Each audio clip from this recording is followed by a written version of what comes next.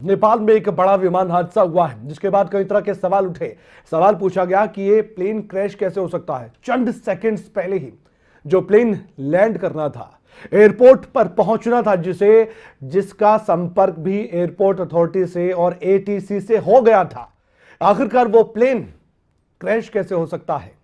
इसके अलावा नेपाल की सरकार ने इस विमान हादसे में क्या कहा, भारत के कितने नागरिक इस विमान हादसे में मारे जा सकते हैं, क्योंकि अभी तक उनकी कोई खबर भी नहीं है, लेकिन वो विमान में सवार जरूर थे। इसके अलावा कौन कौन से देश के नागरिक इस प्लेन में सवार थे, और सबसे बड़ा सवाल कि इस प्लेन क्रैश के पीछे असल वजह क्या थी, ये हम आपको बताने जा रहे हैं।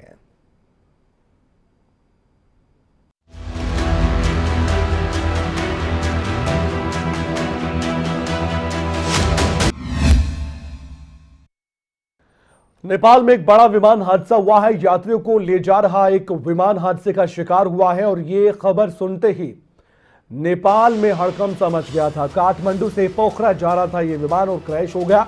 अब तक 29 शव बरामद हो चुके हैं, और ये आंकड़ा और भी बढ़ सकता है, क्योंकि 70 के करीब लोग इसमें सवार थे। क्रू मेंबर भी सवार थे विमान में सवार थे करीब 68 यात्री और बाकी क्रू मेंबर। नेपाल सरकार ने एक दिन के राष्ट्रीय शोक की घोषणा की है। इस हादसे के बाद की जानकारी नेपाली सरकार की ओर से दी जा चुकी है। इसके अलावा ये भी हम आपको जानकारी देना चाहते हैं कि जब ये हादसा हुआ उसके बाद की कई तस्वीरें सामने आई। एक तस्वीर तो आप देख ही पा रहे हैं, अलग अलग तस्वीरें हम आपको दिखाएंगे। 5 तस्वीरों के जरिए आपको बताएंगे कि ये हादसा कैसे हुआ और क्या क्या तस्वीरें, क्या क्या मंजर देखने को मिला। सबसे पहले इस तस्वीर को आप देखिए, जो पहली तस्वीर है, जिसमें साफ तौर पर देखा जा सकता है कि विमान हवा में था और सेफ दिखाई दे रहा था, लेकिन बाद में यह विमान अनसेफ हुआ और उसके बाद हादसे का शिकार हो गया। दूसरी तस्वीर में देखा जा सकता है, पहली तस्वीर है हवा में विमान चल रहा है, दूसरी तस्वीर जब ये विमान टेढ़ा हो गया था और ये विमान हवा में आते आते अचानक से टेढ़ा हुआ और उसके बाद ये मालूम हुआ कि ये दुर्घटनाग्रस्त हो गया। तीसरी तस्वीर आप देखेंगे तो दूर से ये वीडियो बनाया गया है और दूर से ये दिखाई दे रहा है कि धुआं धुआं नजर आ रहा है। ये तीसरी तस्वीर बता रही है। चौथी तस्वीर मलबा, और 5वीं तस्वीर जिसमें रेस्क्यू ऑपरेशन चलता हुआ दिखाई दे रहा है। ये रेस्क्यू ऑपरेशन अभी भी जारी है, कई शव निकाले गए हैं और 70 के करीब लोग सवार थे, क्रू मेंबर समेत। ऐसे में यह भी जानकारी मिल पाई है कि 30 के करीब शव तो निकाल लिए गए। अब सवाल वही है कि क्या किसी को बचाया जा सकता है, क्या रेस्क्यू ऑपरेशन में किसी की जान बचेगी, कोई ऐसे शख्स को अस्पताल पहुंचाया जाएगा जो खुद अपनी जुबानी बता सके कि हादसे के दौरान हुआ क्या था। ऐसा मुश्किल जरूर लग रहा है, लेकिन दुआ सभी कर रहे हैं कि किसी की जान तो बचाई जा सके, क्योंकि इस विमान में 53 के करीब नेपाली यात्री थे, जबकि 4 से 5 भारतीय नागरिक बताए गए हैं जो कि इस प्लेन में सवार थे। एक अर्जेंटीना और बाकी 1-2 देश के और नागरिक भी सवार थे। आगे बढ़ते, नेपाल में बड़ा विमान हादसा हुआ है, उसी को लेकर एक जानकारी हम आपको देना चाहते हैं। लगभग 5 सदस्यीय कमेटी का गठन किया गया है। 5 सदस्यीय कमेटी ही बताई गई है। ये हादसे के कारणों की जांच के लिए कमेटी बनाई गई है।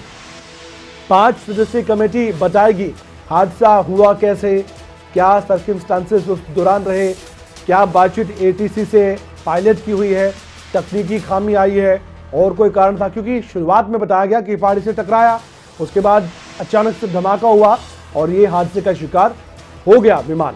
लेकिन उसके बाद जानकारी मिली कि मौसम खराब है, वो बात भी गलत पाई गई। फिर बताया गया कि कोई टेक्निकल इशू था, कोई फॉल्ट था टेक्निकल, और उसके बाद ये बात एयरपोर्ट अथॉरिटी ने ही बताई थी। लेकिन पुष्टि ये 5 सदस्यीय कमेटी करेगी, जो हर एंगल से जांच करेगी किस सिचुएशन में पायलट उस दौरान प्लेन चला रहा था, एटीसी से संपर्क किया तो क्या कहा गया। दूसरी बात यह भी थी बड़ी कि एटीसी से संपर्क साधा गया तो पायलट की ओर से कहा क्या गया, एटीसी ने क्या रिस्पॉन्स दिया, क्या ये इमरजेंसी लैंडिंग करने की कोशिश थी, जब ये प्लेन उड़ रहा था हवा में उस दौरान क्या हुआ ऐसा जिसके बाद ये लड़खड़ा गया, डगमगा गया प्लेन, जो तस्वीरों में हमने आपको दिखाया भी था कि अचानक से टेढ़ा हो गया। वीडियो लोगों ने बनाए, लोगों को लग नहीं रहा था कि ऐसे कोई प्लेन क्रैश हो सकता है। आजकल आप जानते हैं कि जब प्लेन गुजरता है कहीं से और काफ़ी नज़दीक होता है, लोग वीडियो बना लेते हैं। ऐसा एक वीडियो सामने आया, हमने आपको दिखाया था। रेस्क्यू ऑपरेशन भी चल रहा है, लेकिन इस सब के बीच सबके मन में सवाल ये वही था कि ये प्लेन क्रैश हुआ तो हुआ कैसे। अब जानकारी मिली कि 5 सदस्यीय कमेटी 5 लोगों की कमेटी इस पूरे मामले की जांच करेगी और नेपाली सरकार को ये रिपोर्ट सौंपी जाएगी।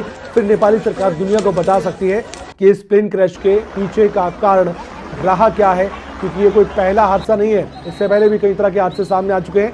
हम कुछ जानकारी आपके सामने इसके बाद रखने भी जा रहे हैं ताकि आप ये जान सके कि कब कब और कैसे नेपाल में पिछले कुछ सालों में हादसे हुए। आइए ग्राफिक के जरिए वो जानकारी भी हम आपके सामने रखते हैं ताकि आप जान सके कि मई 2022 और उससे कुछ सालों पहले क्या क्या हुआ नेपाल में, कब कब क्या हादसे हुए। ये आपके सामने अब जानकारी ये है। मई 2022 की बात है, नेपाल में प्लेन हादसा हुआ था। हादसे में 22 लोगों की मौत हुई थी। अप्रैल 2019 की बात करें तो नेपाल में प्लेन क्रैश उस दौरान भी हुआ। सुलो खुम्बू जिला है वहां पर, जहां के लकुला एयरपोर्ट पर एक विमान क्रैश हो गया और हादसे में 3 लोगों की मौत की खबर थी। इसके अलावा फरवरी 2019 की हम बात करेंगे इसके बाद। ये आपके सामने वो डिटेल है। यहां पर तेपल जंग में पथी भरन के नजदीक एक हेलीकॉप्टर क्रैश हुआ था। इस हादसे में 7 लोगों की जान चली गई थी। इसके अलावा यह भी हम आपको बता दें कि इसी हादसे में नेपाल के उस दौरान के केंद्रीय मंत्री थे रविंद्र अधिकारी, उनकी मौत हुई थी। इससे अंदाजा लगाइए कितने प्लेन क्रैश हुए हैं। सितंबर 2018 की बात करें, गोरखा से काठमांडू जा रहा हेलीकॉप्टर जंगल में क्रैश हो गया था। मार्च 2018 की बात करें तो यूएस बांग्ला एयरलाइंस का एक विमान काठमांडू के पास दुर्घटनाग्रस्त हो गया था। इस हादसे में 53 लोगों की मौत हुई थी। और अब यह हादसा जिसमें 68 विमान में यात्री सवार थे और उनमें से 30 के शव बरामद हुए हैं।